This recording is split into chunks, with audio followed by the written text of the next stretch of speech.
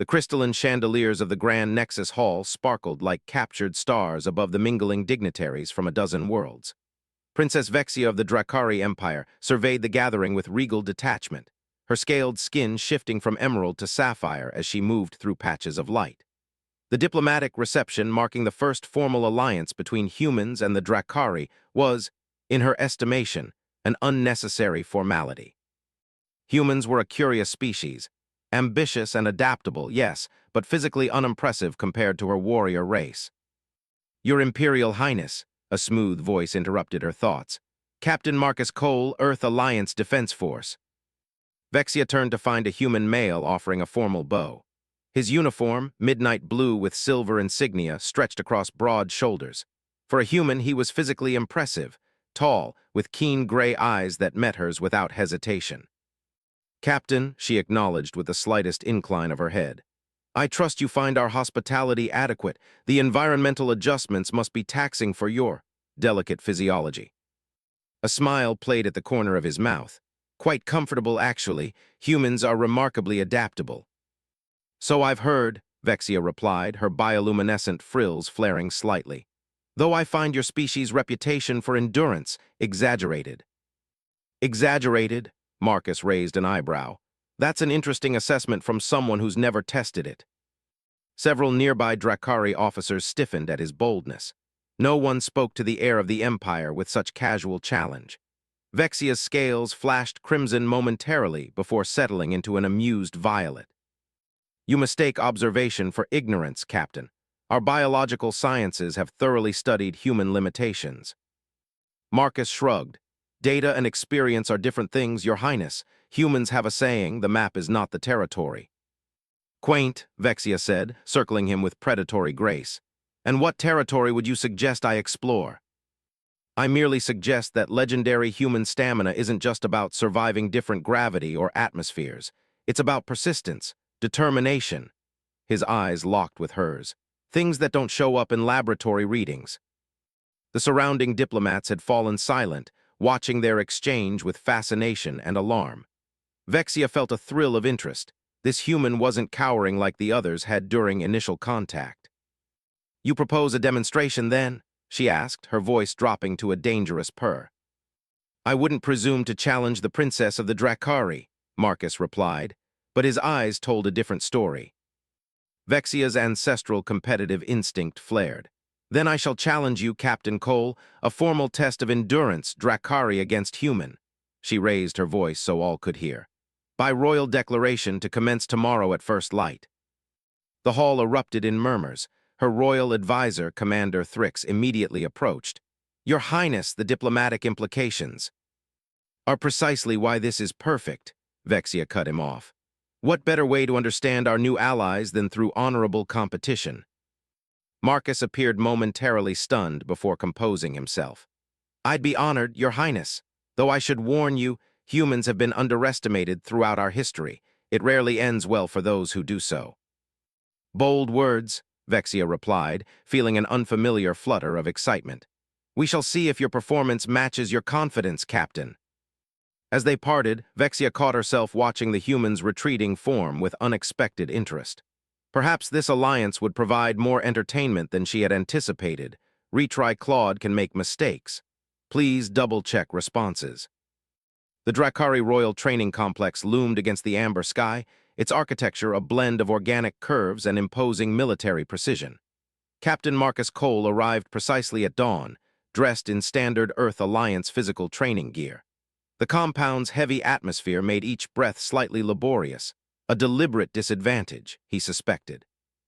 Princess Vexia awaited him in the central arena, surrounded by curious military officials and nobility.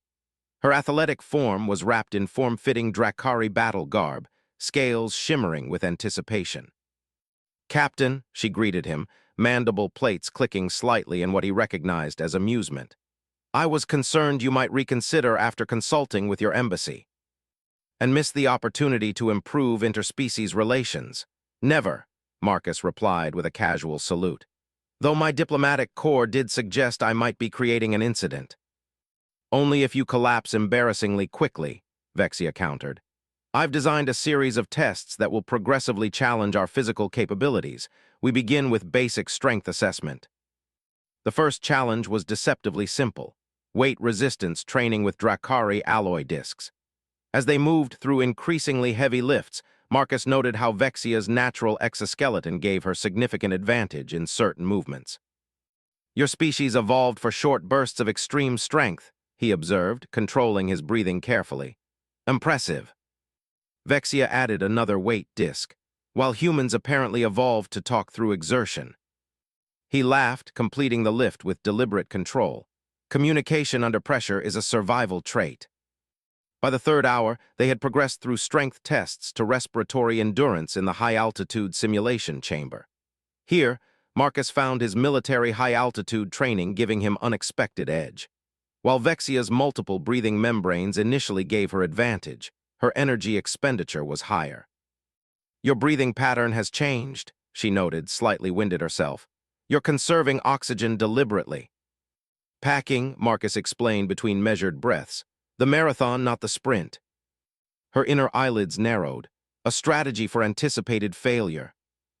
A strategy for inevitable success, he smiled. Humans rarely win in the first round of anything.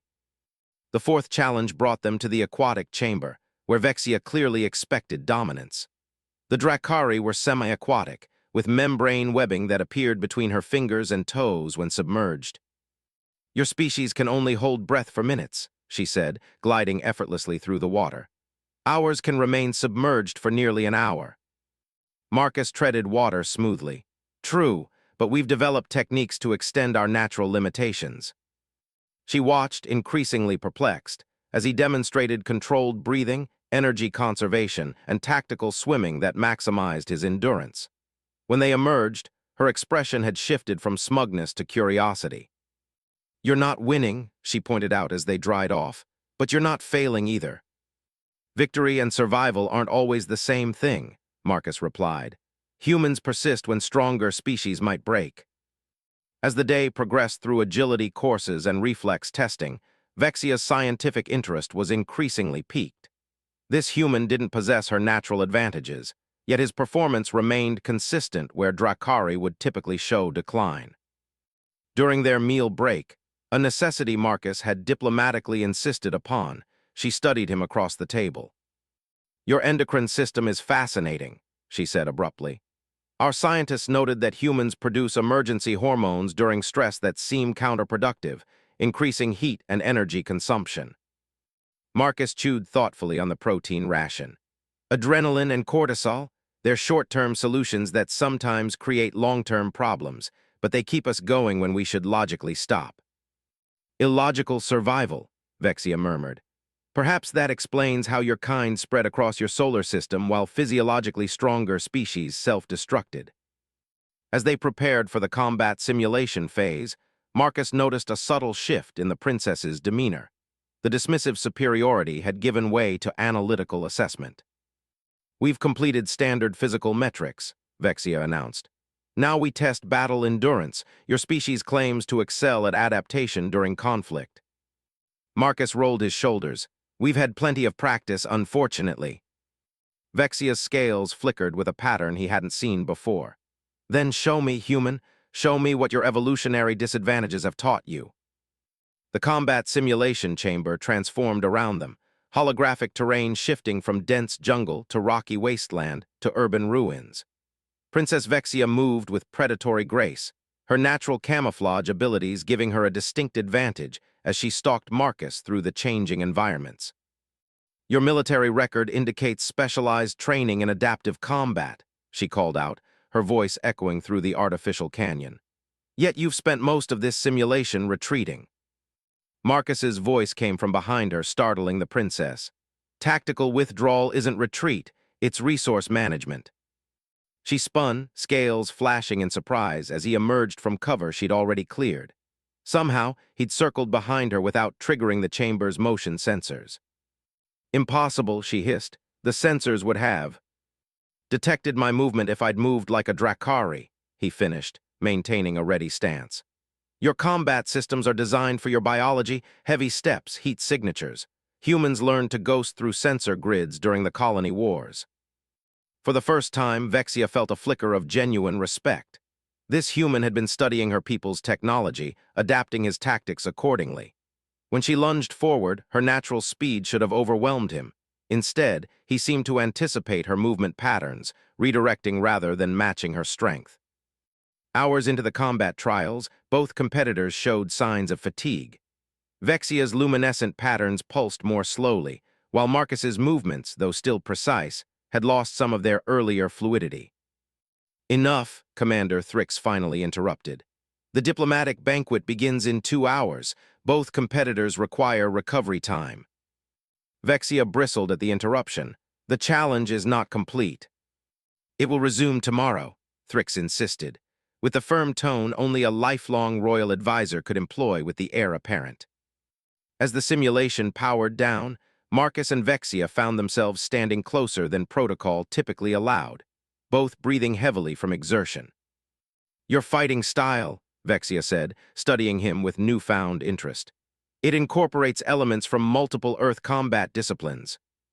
Marcus nodded, taking a towel from an attendant. "Krav Maga Jiu-Jitsu, Systema, humans borrow and adapt the best from each culture we encounter." "Cultural endurance through assimilation," she mused. "Fascinating." At the evening's diplomatic function, their dynamic had visibly shifted. Where previously Vexia had kept formal distance, now she repeatedly sought Marcus in conversation, her questions about human adaptive strategies growing increasingly nuanced. "Your species lacks natural armor, venom, significant strength advantages, yet you've survived extinction-level events multiple times," she noted as they observed the mingling dignitaries. "Perhaps there's something to be said for evolutionary pressure." "We're too stubborn to die out," Marcus replied with a wry smile, "and we're remarkably good at learning from those who try to eliminate us." Their conversation was interrupted when an Earth Alliance admiral approached, concern evident in his expression.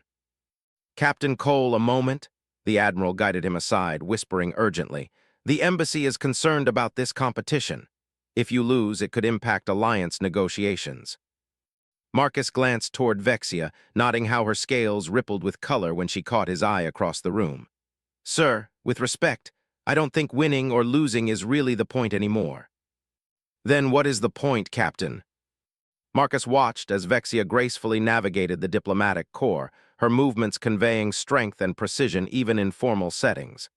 "Understanding. Connection. She's never seen humans as equals. Now she's beginning to." Later that evening, as scattered diplomats continued discussions over Dracari spirituous beverages, Vexia approached Marcus on a secluded balcony overlooking the capital's bioluminescent skyline. "Tomorrow's challenges will focus on more specialized forms of endurance," she said, her voice modulated to a privacy frequency. "Unless you wish to concede." Marcus turned toward her, noting how her scales had taken on an unusual iridescent pattern in the moonlight. "Specialized how?" "Your species prides itself on emotional resilience and certain intimate endurance factors mentioned in our xenobiological briefings," she replied, mandibles clicking softly, a gesture he now recognized as indicating personal rather than formal communication. "Those briefings must make for interesting reading," Marcus said, maintaining eye contact despite the unexpected direction. Vexia moved closer, her natural scent, something like cinnamon and ozone distinct in the night air. "I prefer practical verification to theoretical data." Her scaled hand rested lightly on his arm. "Unless humans find Dracari physically incompatible." The implied challenge hung between them, charged with something beyond competition. Marcus felt his heart rate accelerate in a way no combat simulation had triggered. "Compatibility," he said carefully, "is something best determined through direct research." Vexia's scales flickered with patterns he hadn't seen before, and her reply came in a tone that carried both royal authority and unexpected vulnerability. "Then tomorrow's research shall be most illuminating, Captain." The royal chambers of the Dracari Palace stood in stark contrast to the military precision of the training complex. Here, organic architecture flowed in sensuous curves, illuminated by bioluminescent flora that responded to movement and emotion. Marcus arrived at the appointed hour, escorted by silent guards who departed with formal bows, leaving him alone in an anteroom adorned with artifacts from 100 conquered worlds. "You came," Vexia's voice emerged before she did, her natural camouflage abilities allowing her to blend with the shifting colors of the chamber walls. She materialized gradually, scales shimmering through a spectrum of blues and violets that Marcus had begun to recognize as indicators of interest and anticipation. "I consider it a diplomatic obligation," he replied with a slight smile, "though I'm curious what this phase of evaluation entails." Vexia circled him slowly, her ceremonial robes replaced by a form-fitting garment that accentuated her athletic physique. The Dracari believe that true understanding between species can only come through complete knowledge. Her eyes, multifaceted and gleaming, studied his reactions. Physical, intellectual, and intimate. "On Earth, we generally save the intimate knowledge for after a few dinner dates," Marcus said, maintaining his composure despite the unmistakable tension between them. "How inefficient," Vexia replied, mandibles clicking in amusement. "The Dracari consider physical compatibility a prerequisite for deeper connection." She gestured toward an inner chamber where ambient light pulsed in soothing patterns. "Our xenobiologists have extensively studied human physiology, of course, but their clinical observations suggested that humans possess unique endurance qualities in intimate settings that defy our scientific understanding." "Is this still a competition, then?" Marcus asked, following her into the chamber. "Perhaps," she conceded, "but one with potentially mutual benefits, unless you find the prospect objectionable." Marcus studied her, noting how her normally imperious posture had softened. "Not objectionable, unexpected." He moved closer, testing boundaries. "I'm curious, though, is this standard diplomatic protocol for the Dracari, or am I receiving special consideration?" Her scales flashed momentarily crimson, embarrassment he realized with surprise. "I have never conducted such research personally," she admitted, "but your performance in our trials has been intriguing. You've displayed qualities I had not believed possible in your species." The admission of her inexperience shifted the dynamic between them. This wasn't merely scientific curiosity or royal prerogative. Vexia had chosen him specifically, breaking from her cultural norms. When Marcus closed the remaining distance between them, the initial contact was exploratory, his fingers tracing the sensitive edges of her scaled forearm where luminescent patterns pulsed in response to his touch. Vexia's breath caught, a sound halfway between a purr and a gasp. "Your thermal signature is rising," she observed, her scientific detachment betrayed by the quickening pulse visible beneath her translucent neck scales. "Human response to attraction," he explained, guiding her hand to his chest where his heartbeat had accelerated. "Not so different from your bioluminescence." What began as methodical exploration transformed gradually into something neither had anticipated. Vexia discovered that human skin, lacking protective scales, possessed extraordinary sensitivity. Marcus found that the princess's changing colors revealed emotional states her royal training had taught her to conceal. Their physical differences created unexpected complementarity. Where Dracari males would have dominated through displays of strength, Marcus's approach was patient, attentive, qualities Vexia had never associated with warrior species.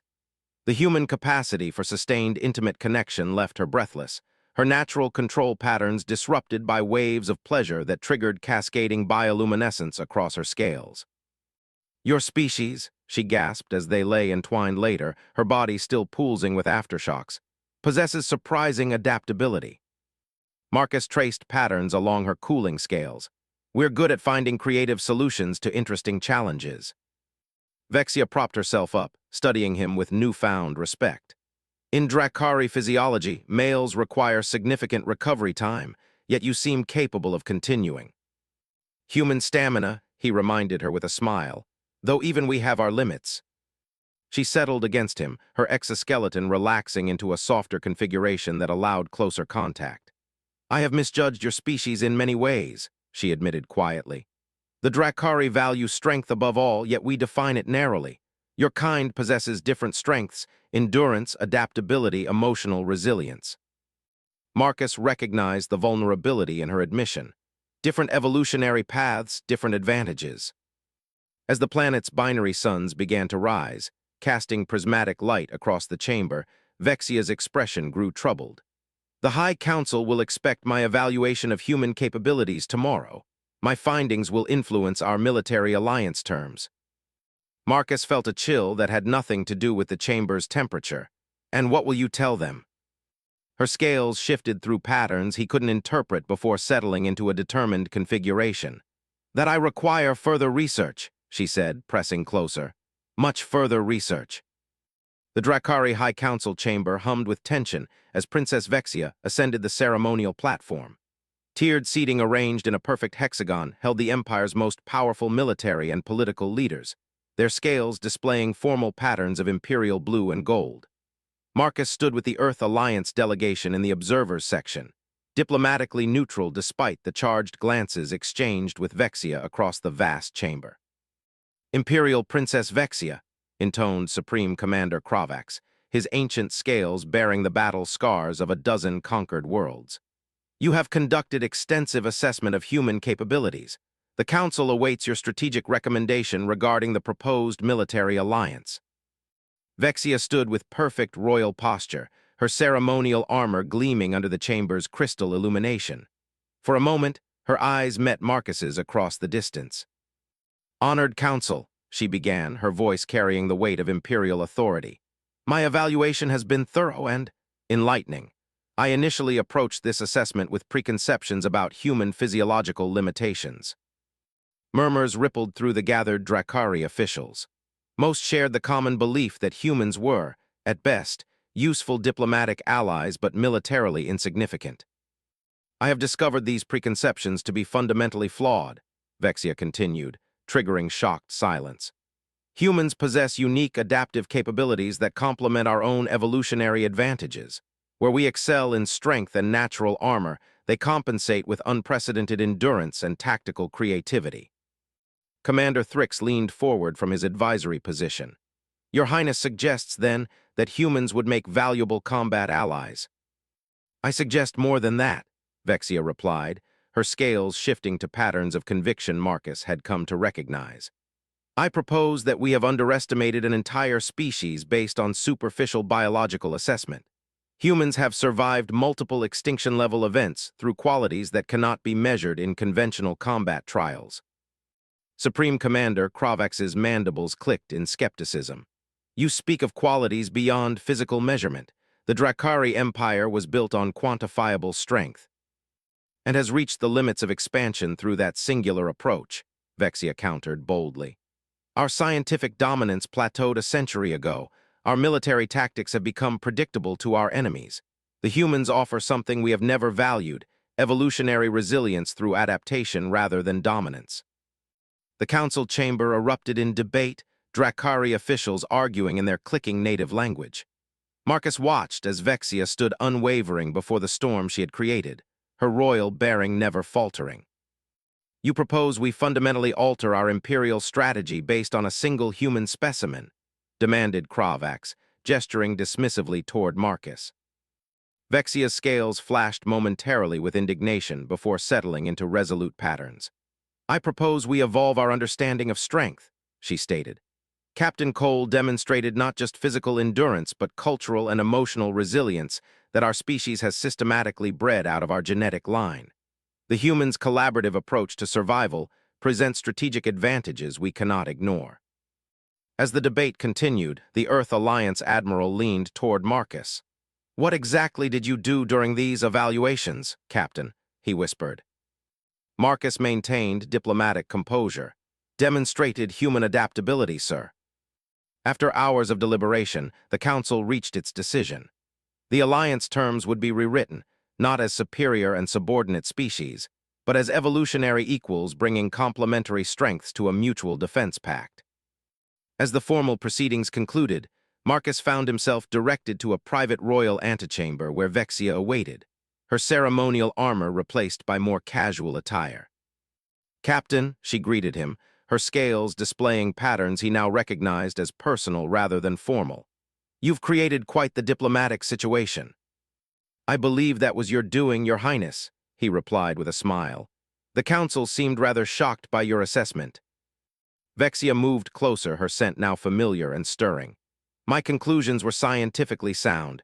Humans possess qualities the Drakari need, not just militarily, but culturally. Her voice softened. I have never encountered a species that values connection over dominance. It is revolutionary to our understanding. And what happens now? Marcus asked. The alliance is secured, the formal evaluation complete. Vexia's scales rippled with patterns he'd only seen in private moments. Diplomatic relations require ongoing maintenance. The Council has appointed me as permanent liaison to Earth Alliance forces. Her mandibles clicked in what he now knew was anticipation. For proper cultural integration. That sounds like a long-term assignment, Marcus noted, closing the distance between them. Indeed, she agreed, reaching for him with unroyal eagerness. Human endurance will be thoroughly tested over many years, for diplomatic purposes, of course. Marcus drew her into an embrace that would have scandalized the High Council. Of course, diplomatic relations are all about stamina. As their lips met, an alien gesture Vexia had become remarkably fond of. Her scales cascaded through patterns of joy and surrender. The proud princess who had once dismissed humans as evolutionary inferiors now clung to one with unrestrained desire, her royal reserve completely abandoned. I concede, she whispered against his lips, that in the matter of endurance, humans are indeed legendary. Their laughter, human and Drakari blended together, echoed through the royal chamber, a sound of barriers broken and new possibilities beginning. Behind them, through the crystal viewport, the first formal fleet of combined Drakari and human vessels launched into the amber sky, a physical manifestation of the unexpected connection found between two vastly different evolutionary paths. Retry Claude can make mistakes. Please double-check responses.